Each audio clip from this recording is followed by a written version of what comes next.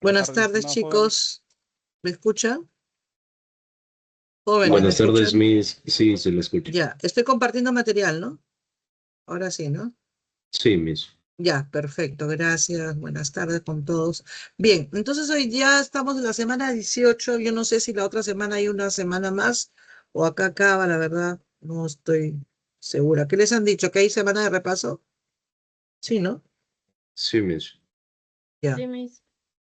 Bien, entonces estamos en la semana 18. Dice, tenemos una frase como siempre al inicio de nuestras separatas. Dice, no conozco nada en el mundo con tanto poder como una palabra. A veces escribo una y la miro hasta que comienza a brillar. Emily Dickinson. Bien, el tema de hoy es la extrapolación. Ya habíamos hablado varias veces de lo que es la extrapolación.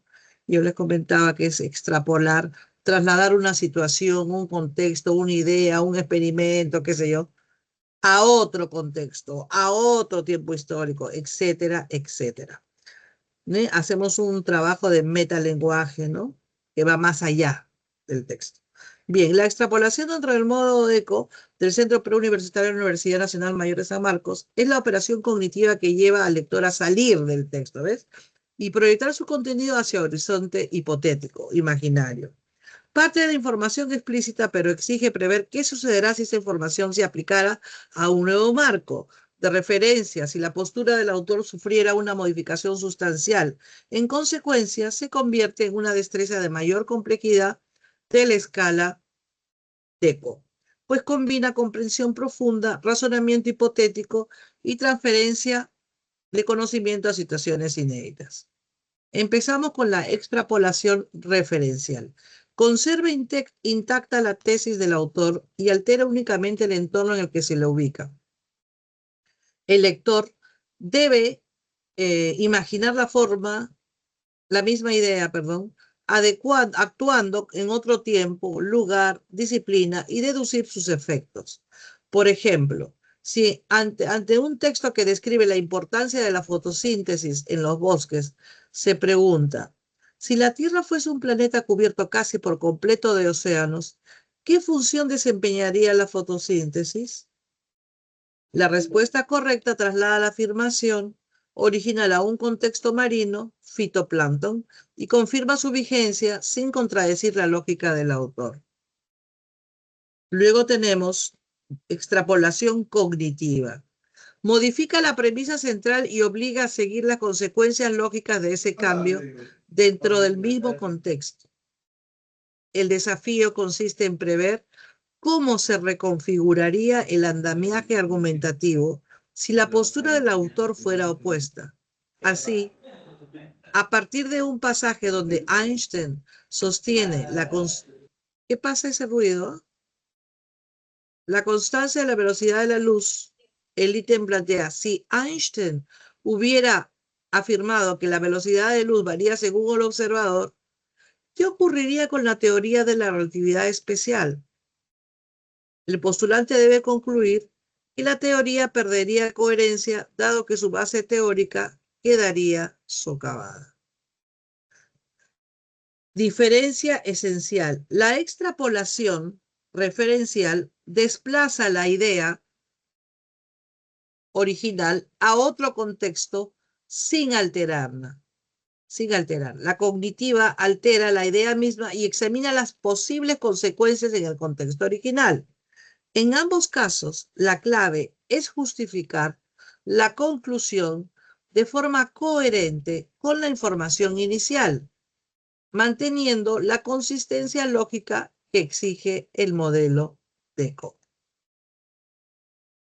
Bien, acá tenemos un primer texto, comprensión lectora, sección A, sobre el TRI y Atlas, que no sé si han escuchado, yo sí he estado siguiendo. Este tiene 6, 7, 8 preguntas. Quiero ver hasta dónde. Ya, ok. Con relación a este visitante, yo sé mucho porque he seguido desde que apareció bueno, todos dicen que es un extraterrestre, que es una nave nodriza, que es un cometa. La cosa que el Atlas no se ha ido del espacio, ¿no? Y de nuestra área. El 3I Atlas es un cometa que tiene configuraciones totalmente inexactas, que no actúa como un, no sé si alguno se ha leído, pero yo sí sé bastante de este cometa, que tiene luces, que bota chorros de agua, que el sol no le hace nada, regresa, retrocede, cosa que un cometa nunca retrocede, ni gira en órbita, ¿no? Puede ir de atrás para adelante, de arriba hacia abajo, y eso no es normal de un cometa. Pero la NASA, los cometas Hubble, James Webb, que son los que han seguido, y todos los centros del mundo de Ya. espacial hablan de esto, ¿no? Bien, ahora sobre ese tema acá dice un objeto, es un visitante interestelar. Primero apareció el Uma Uma y después otro más que ahí lo menciona. Bien, les doy 8 minutos para que lean este texto, a 9 minutos, ya hasta 10, porque tiene 8 preguntas, ¿ok? 10 preguntas.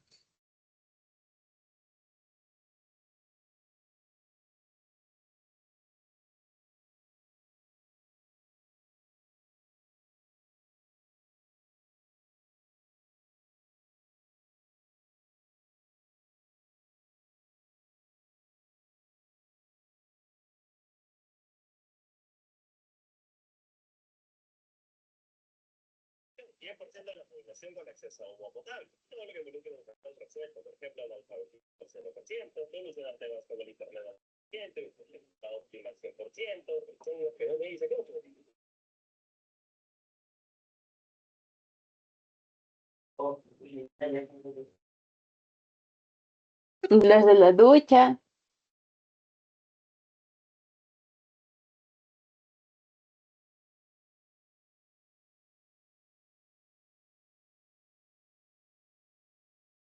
Señorita Jiménez, escucha su conversación, apague su audio.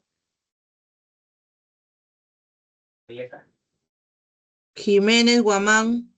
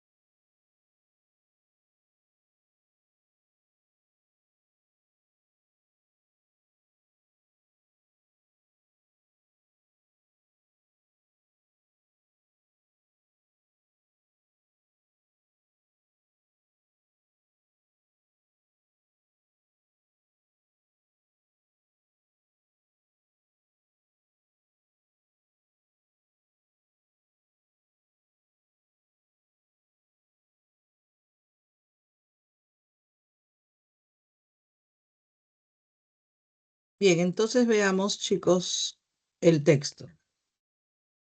Primera pregunta. Entonces, como les dije, esta es una nave interestelar.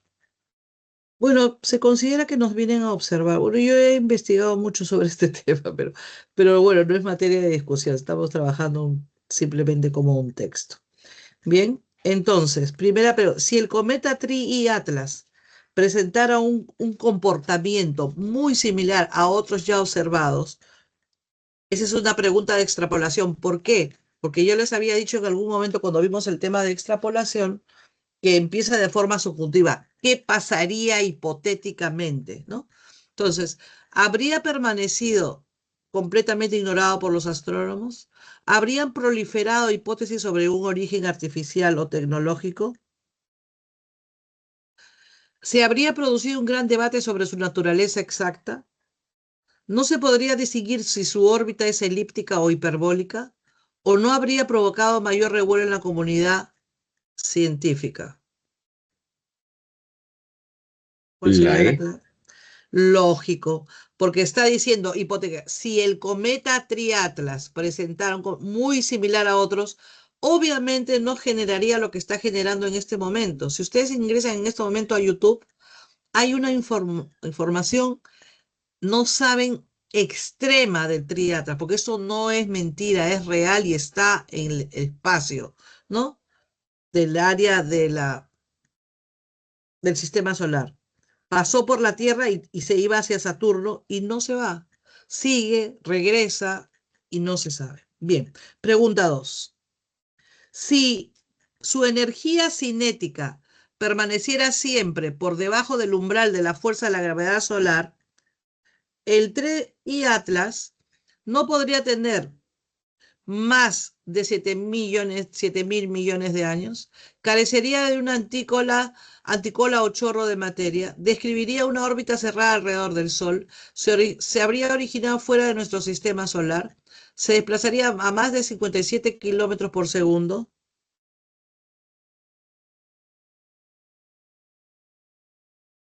La C. Correcto, claro, porque en el texto se afirma que este cometa tiene una energía cinética tan grande que supera el efecto de gravedad solar, por lo que su órbita es abierta, es decir, no describe una trayectoria elíptica alrededor de nuestro astro, ¿no? Solar. A diferencia de los cometas tradicionales que permanecen en nuestro vecindario estelar y describen órbitas cerradas. 3. Si los astrónomos peruanos, si los astrónomos peruanos observaran la aparición de un fenómeno celeste que no puede reducirse a los parámetros convencionales, posiblemente A. Se generaría entre ellos una polémica acerca de su naturaleza exacta. Recurrirían a la ayuda de agencias internacionales como la NASA. Pensarían que una civilización tecnológica avanzada es la responsable. Se crearía una nueva teoría que explique este y otros fenómenos similares. Preferirían ignorar hasta tener una teoría que lo pudiera explicar mejor. ¿Cuál sería la clave en la pregunta 3? La A. Correcto, joven, correcto. Se generaría entre ellos una polémica. ¿Por qué? Porque al ser una extrapolación referencial, lo que dice acerca del cometa señalado en un contexto científico internacional podría trasladarse de manera similar al ambiente científico peruano, ¿no es cierto? O que partiendo de referencia, lo que está sucediendo con el TRI y Atlas, ¿no? 4. Si astrónomos europeos detectaran mañana un cuerpo celeste desplazándose a más de 205.200 kilómetros por hora, entonces dicha velocidad habría sido alcanzada gracias al efecto cohete. No cabría la distinción entre viajeros locales y visitantes interestelares. ¿Deberíamos dar por sentado la existencia de vida extraterrestre? ¿Tendríamos que contar más de 3 objetos interestelares hasta ahora? ¿O habría la posibilidad de que éste chocara contra nuestro planeta? La D. Tendríamos que contar más de 3 objetos interestelares hasta ahora, ¿no? Efectivamente, claro, porque En este caso, la extrapolación también referencial, si la velocidad del cometa señalado es un motivo para considerar un objeto interestelar, y en la actualidad contamos con solo 3 de ellos, con este 3 y atrás, un objeto que fuese aún más rápido debería también ser interestelar, por lo que habría más de 3, ¿no? Bien, pregunta 5. El autor del texto plantea principalmente que el cometa 3I Atlas presenta rasgos anómalos y se considera un objeto interestelar. Existen diversas hipótesis acerca del origen y naturaleza de cometas como el 3I Atlas. Los cometas normalmente describen órbitas elípticas, excepto aquellos de origen interestelar. La velocidad, órbita, masa y composición son los principales criterios para clasificar cometas. Algunos astrónomos consideran que el 3I Atlas tiene una naturaleza artificial, o sea que puede ser una nave, ¿no? O tecnológico.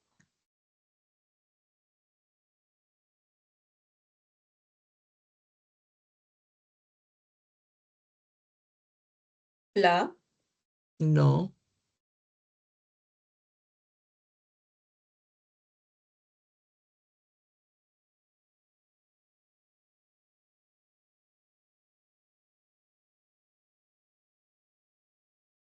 La D.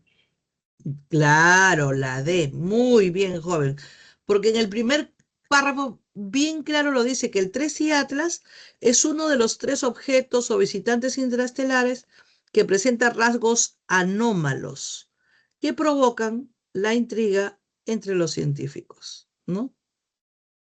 Que son las características que se observan. Entonces, como es diferente a los otros cometas que nos han visitado, que son cometas tradicionales, pues estos son que vienen de otra galaxia, ¿ya? Ok. 6. En el texto, el sinónimo justificarse es, voy a leer la primera parte y después y el antónimo anómalo es, voy a leer, justificarse es defenderse, explicarse, evidenciarse, disculparse, impugnarse, y el antónimo de, uno es sinónimo, el otro es antónimo, ¿no? Y el antónimo de anómalo es anodino, regular, fútil, insignificante, original. ¿Cuál sería la clave? La B. Claro, porque el texto sinónimo justificar es explicarse y el antónimo de anómalo, porque es irregular, sería regular. Exacto, muy bien. Ahí no hay mucho que explicar, está clara la deducción. Bien, 7. De acuerdo con el autor, es compatible sostener que el efecto cohete A implica una, un ratito chicos, implica una correlación entre la cantidad de hielo que posee un cometa y el impulso que le puede proporcionar el chorro de gas producido al evaporarse aquel. Es un fenómeno tan poco común que su presencia del 3I Atlas llevó a los científicos a especular sobre la posibilidad de origen artificial o tecnológico. Es la explicación más plausible para las tremendas velocidades que desarrollan. Algunos cometas de procedencia interestelar como el 3I Atlas y el Uma permite comprender que el 3I Atlas y el Oumuamua,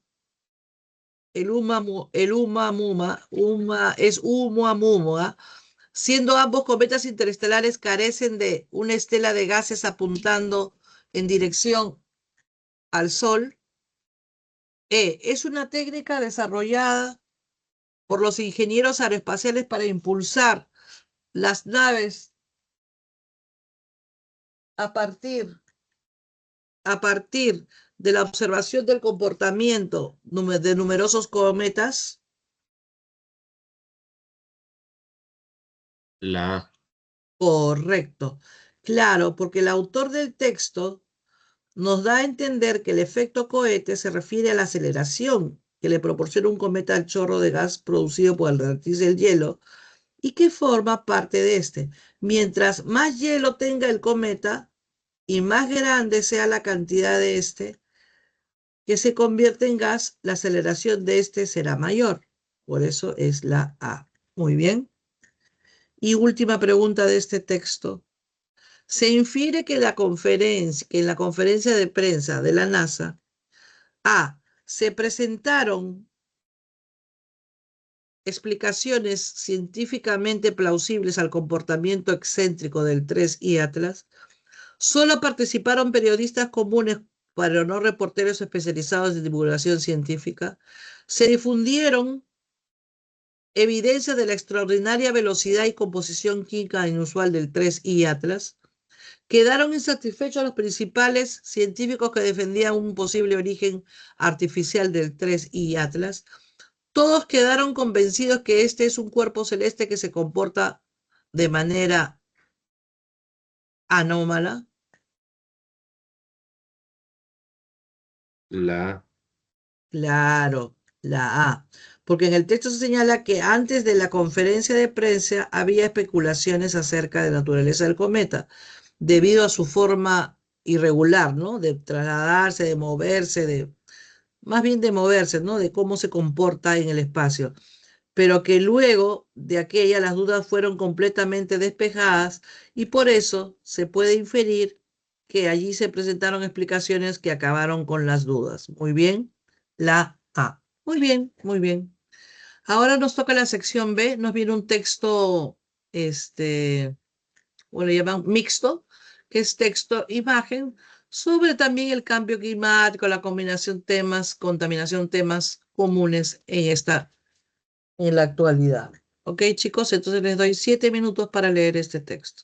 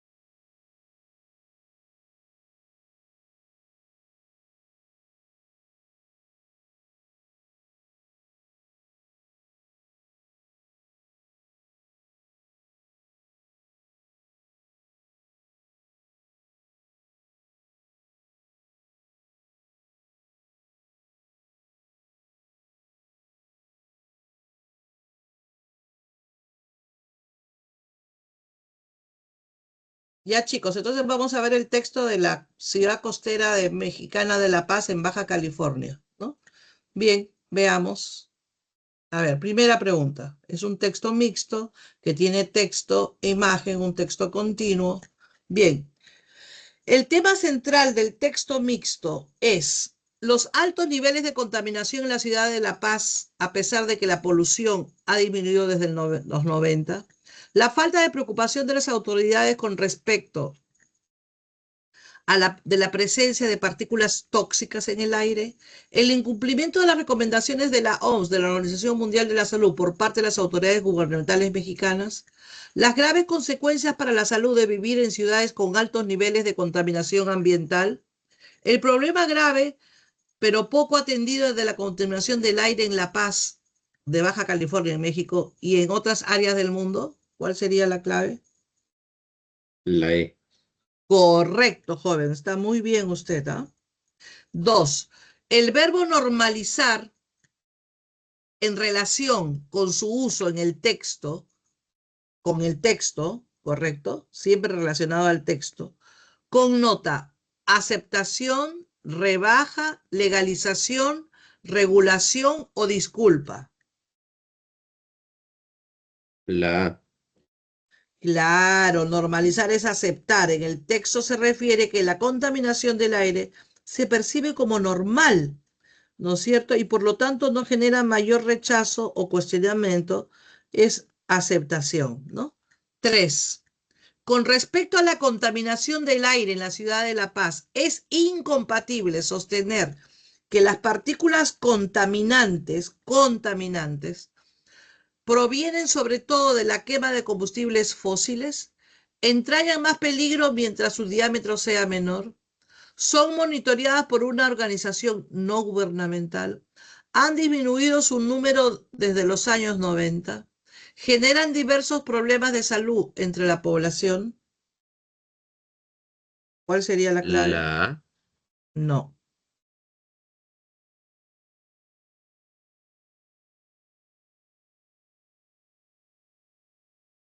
La B. no. Estamos hablando de incompatibilidad. La D. Claro, porque la referencia a la disminución de la contaminación del aire se refiere a la Ciudad de México, no la de Baja California o la Ciudad de La Paz. ¿Me dejo entender o no? ¿No? Ya. 4. A partir de la relación de la imagen y el texto, es válido inferir que la contaminación del aire en La Paz es mucho menos grave que en otras ciudades de México como en la capital. Es monitoreada por el Centro de Energía Renovable y Calidad Ambiental. Está constituida por partículas de diferente tamaño, origen y densidad. Se debe mayormente al combustible diésel usado por algunos vehículos. Sobrepasa la normativa de la Organización Mundial de Salud casi 4 veces en algunos casos. La E. Correcto, porque el texto señala que la contaminación del aire graficado al lado derecho es mayor a la normativa de la OMS. Y comparando las cifras, la normativa de dicha organización plantea 15 para las partículas más pequeñas y en el día más contaminado, estas llegan casi a 60, ¿no? Muy bien. Y por último, quinta pregunta. Si el gobierno de Baja California mostrara una preocupación mayor por el cuidado del medio ambiente, A. ¿Tendría una red de monitoreo de la contaminación del aire bajo su responsabilidad? ¿La cantidad de partículas contaminantes no sobrepasaría los niveles de la OMS? ¿No se estaría generando una normalización de la contaminación ambiental allí? ¿Se habrían buscado fuentes renovables de energía para sustituir las tradicionales? ¿Se habría adecuado la normativa mexicana con las prescripciones de la OMS? La A. Correcto, porque en el texto se menciona que las mediciones de partículas en La Paz eran realizadas por una organización no gubernamental y que el gobierno de Baja California no tenía datos de su gobierno. lo que incumple pues la normativa mexicana. Efectivamente, la A. Muy bien, muy bien. Ahora pasemos al texto 2, que es un texto dialéctico. Y ustedes ya saben lo que es un texto de día. Venimos trabajando 18 semanas, que implica pues que el tema gira sobre un punto que manejan ambos, pero que cada uno, tanto el autor A como el autor del texto B, tienen sus propios argumentos, ¿no? Y defienden su posición. He ahí la diferencia. Muy bien, tienen 10 minutos para resolver.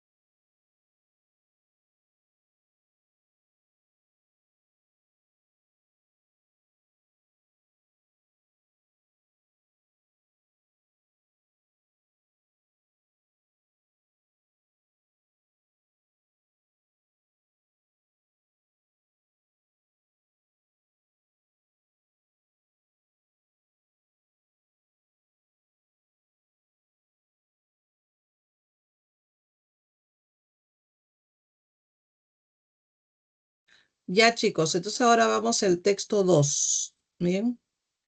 Entonces el texto dialéctico, ¿no? Veamos la primera pregunta. El tema controversial en disputa de ambos textos es la validez filosófica del relativismo moral, el origen filosófico de los sistemas morales, eh, la utilidad de discutir acerca de la moral, la relatividad de la moral en la modernidad, en la universidad de nuestros juicios morales, la universalidad, ¿cuál sería la clave? La A. La A. No. En ambos textos se pone en discusión qué tema. ¿Cuál es la La B. postura? Claro, el relativismo moral como postura filosófica. Muy bien. 2. En el texto A, la expresión consensos alude a conocimiento ancestral, normas impuestas, creencias personales, dictados religiosos, acuerdos sociales. ¿Cuál sería la clave? La C. La No, E. pues. Claro, que es un Ah, la E. consenso. Un consenso es cuando todos llegan a un acuerdo, ¿no es cierto? Claro, con acuerdos sociales, efectivamente la E. Muy bien. 3. Se deduce que para sustentar sus posturas, tanto el texto A como el B, recurren a consideraciones de qué tipo: ideológico, antropológico, religioso, económico o político. La B. Correcto, joven, correcto, porque la argumentación es la constatación de que las diversas culturas pues, pueden identificarse por principios morales. Entonces, antropológico con relación al hombre, ¿no? Bien. 4. Es incompatible afirmar que según el texto B, el relativismo moral A se refuta únicamente por una contradicción lógica formal, implicaría que todas las opiniones morales valen por igual. ¿Le quitaría sentido al diálogo argumentativo sobre cuestiones morales? ¿Chocaría con la validez universal que atribuimos a la justicia? ¿Se cuestiona por universales culturales descritos por la antropología?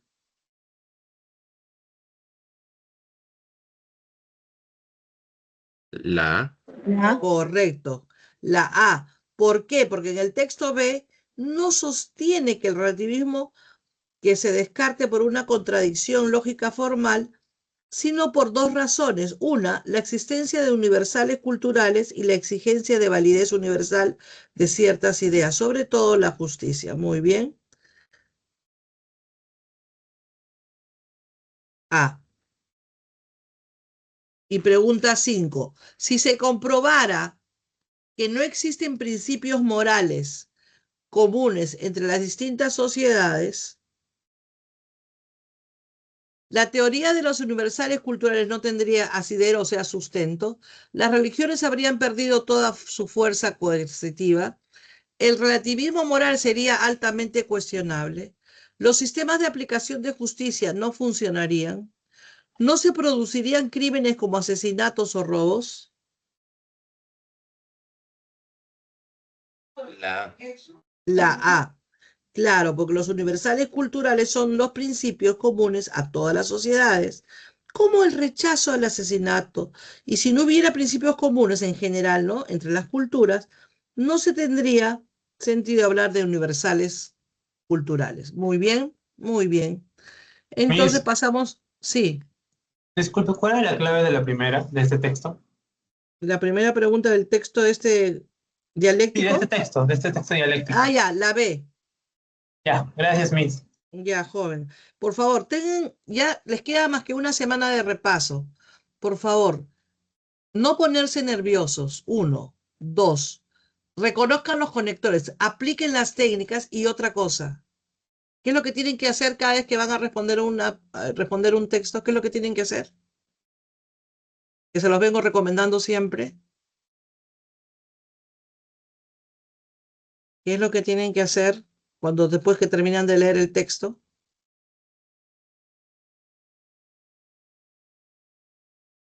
Ya, pues chicos, ¿quién me dice? Leer bien las preguntas, se los vengo diciendo desde que empezamos. Tienen que leer porque por razones de nervios es el último examen. Tienen que leer cuidadosamente bien el enunciado, porque ahí, ¿cuál es la palabra, Antonio? Y era sinónimo. Leer, compatible, incompatible, y se equivocan. No se dejen nominar. Imagínense que es una separata más, pero con mayor rigurosidad. Eso es lo que tienen que tener en su cabeza. No pensar que, ay, que es difícil, no. Es una separata más, solamente que con mayor complejidad tal vez de los textos del tema, pero el estilo, la forma es lo mismo. Así que, y ubicar los conectores, por favor. Los conectores se encuentran el 80% de la comprensión del texto. ¿Está claro? ¿Está claro?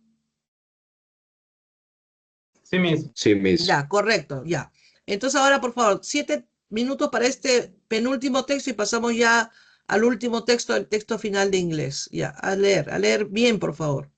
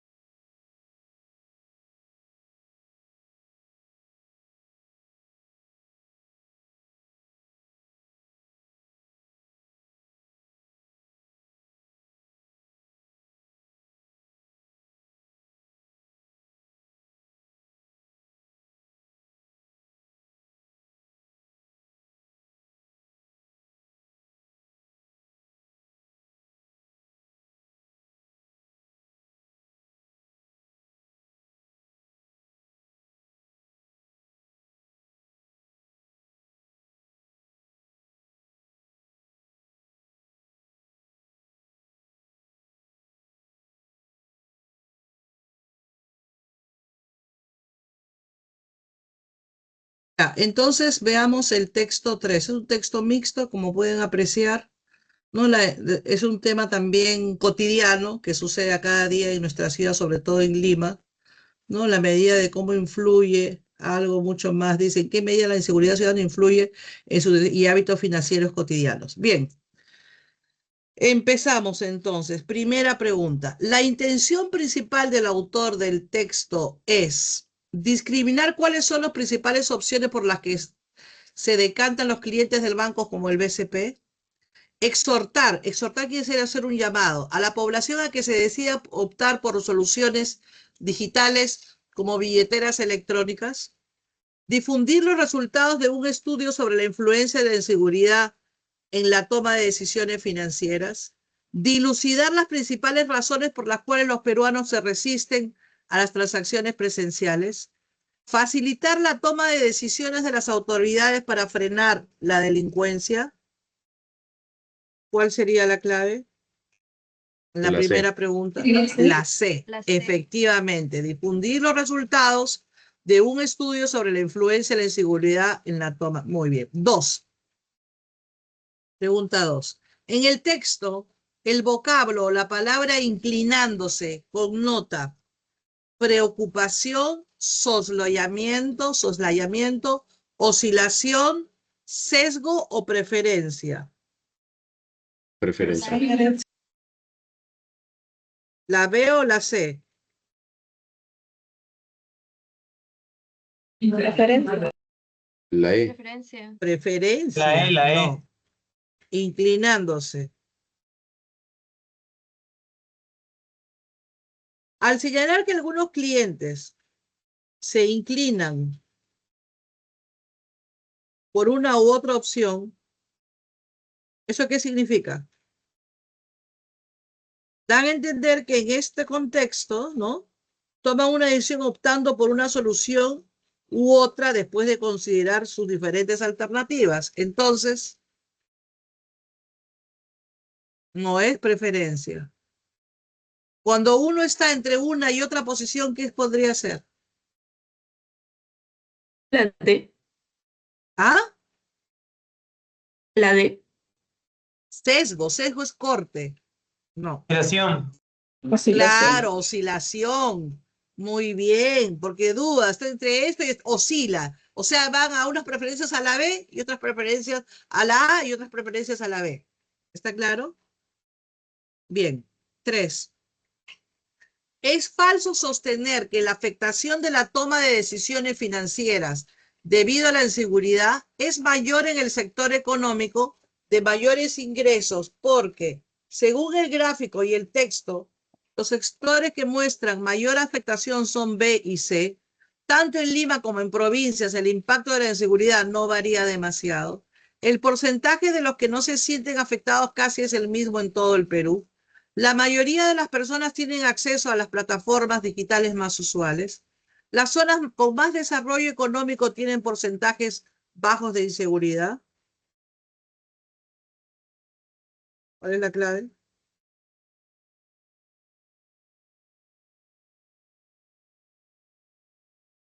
En la 3.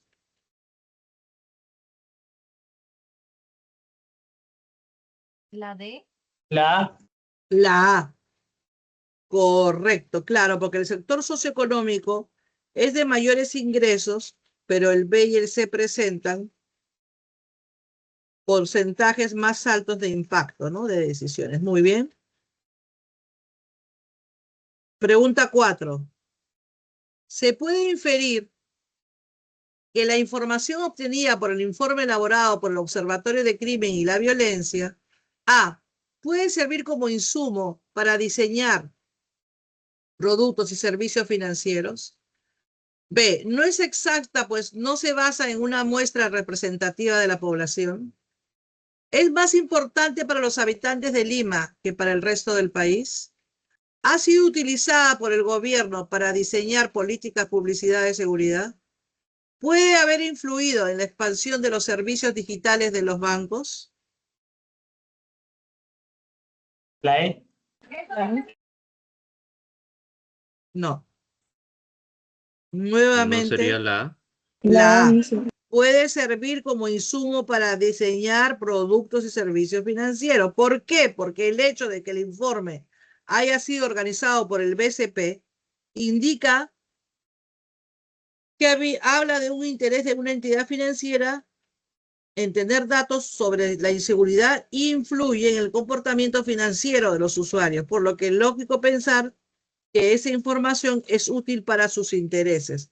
Lo que se llama publicidad, pues, ¿no? O sea, investigan más, te convencen a través de los... Ustedes han visto que en las agencias del Banco de Crédito hay mucha promoción sobre la inseguridad, sobre los cibernautas, sobre los que te roban y quién va a caer. Entonces, como que te da mayor seguridad el Banco de Crédito, ¿no? Entre otras empresas financieras. Bien.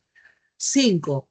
Si el acceso a Internet estuviera mucho más extendido en nuestro país, entonces, A, los niveles de delitos financieros aumentarían significativamente. B, más personas optarían por el uso de billeteras y plataformas digitales. C, el porcentaje señalado para el norte y el sur serían mucho mayores. D, el Observatorio del Crimen y la Violencia habría hecho más informes. O E, las transacciones financieras presenciales serían menos riesgosas. La B. La La B. B. Correcto, señorita. Muy bien. Claro, porque la presión del aumento de la inseguridad genera mayor temor a realizar transacciones comerciales, por lo cual las personas tienden a usar servicios digitales en su lugar. Si Internet estuviera más extendida, más personas usarían servicios digitales. Muy bien. Y ahora sí pasamos al último texto. El texto en inglés Passage One. Les pido leer solamente 5 minutos y pasamos a resolver el texto. A leerlo. Nada más.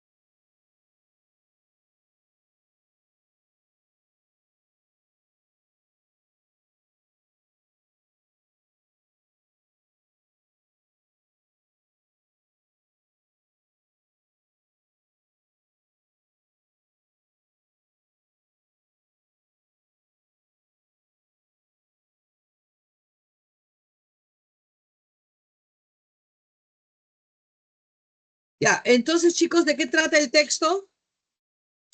Dice, the first theory of Center saw the emergence of tres teorías que radicalmente alteran el punto de visión de física del hombre, ¿no es cierto? Y la realidad por sí misma. Los físicos, ¿no? Están todavía tratando de explorar las implicaciones de ello juntos.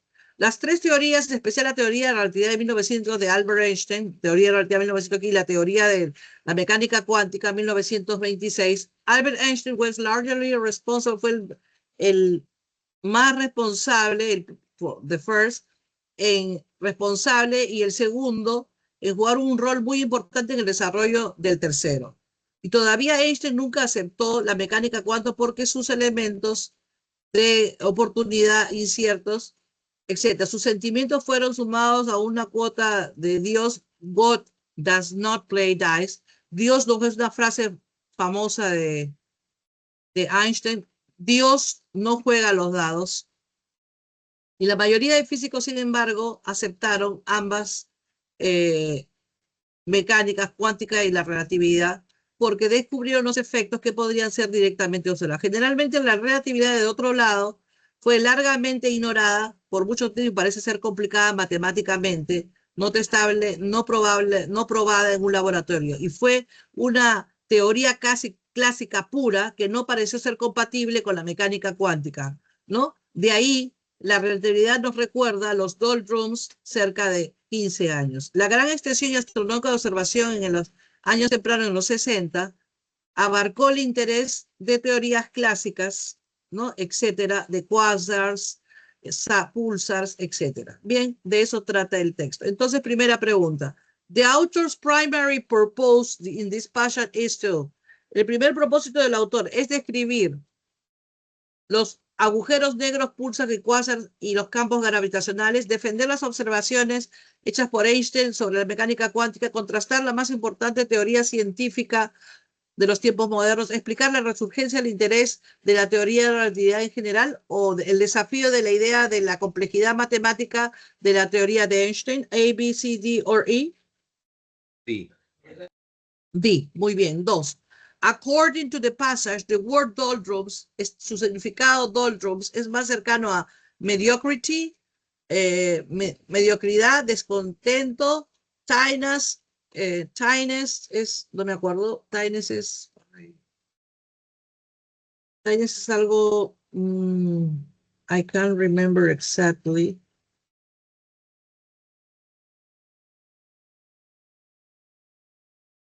Apretado, sí, algo apretado. Calmas, zonas ecuatoriales, doldrums y reloj muerto. ¿Cuál sería la clave? E. Number 2. E. Yes. Deadlock. Ok, 3.